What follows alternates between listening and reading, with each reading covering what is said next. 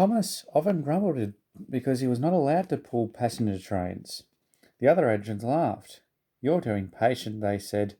"You'd be sure to leave something behind." "Rubbish," said Thomas. "Oh, you just wait. I'll show you."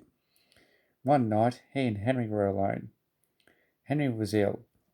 The men worked hard, but he didn't get better. Henry usually pulled the first train in the morning, and Thomas had to get his coaches ready. "If Henry is ill," he thought, "perhaps I shall pull his train." Thomas ran to find the coaches.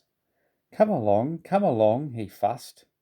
There's plenty of time," grumbled the coaches. He took them to the platform and wanted to run round in front at once, but his driver wouldn't let him. "Don't be impatient, Thomas," he said. So Thomas waited and waited. The people got in, the conductor and station master walked up and down, the porters banged the doors, and still Henry didn't come. Thomas got more and more excited. Sir Topham Hatt came out of his office to see what was the matter, and the conductor and station master told him about Henry. "Find another engine," he ordered. "There's only Thomas," they said. "You'll have to do it then, Thomas. Be quick now." So Thomas ran down to the front and back down the coaches ready to start. "Let's not be impatient," said his driver. "We'll wait till everything's ready." But Thomas was too excited to listen. What happened then, no one knows. Perhaps they forgot to couple Thomas to the train. Perhaps he was too impatient to wait till everything was ready. Or perhaps the driver pulled the lever by mistake. Anyway, Thomas started, without his coaches.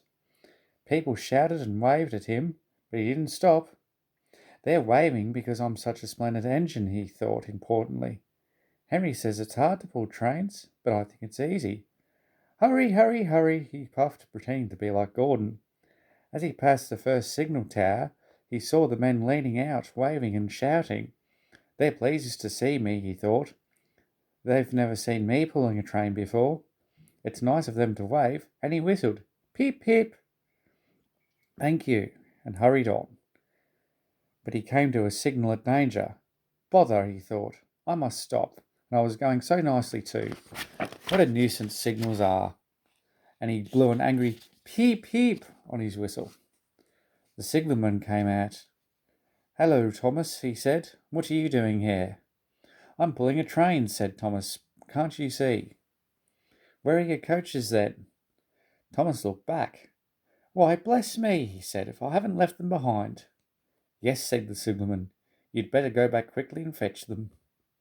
Poor Thomas was so sad he nearly cried. "Cheer up," said his driver. "Let's go back quickly and try again." At the station, all the passengers were talking at once. They were telling Sir Topham Hatt, the station master, and the conductor what a bad railway it was.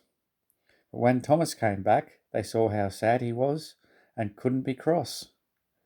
They coupled him to the train, and this time he really pulled it. But for a long time afterwards, the other engines laughed at Thomas and said, "Look, there's Thomas. He wanted to pull the train, but forgot about the coaches." But Thomas had already learned not to make the same mistake again.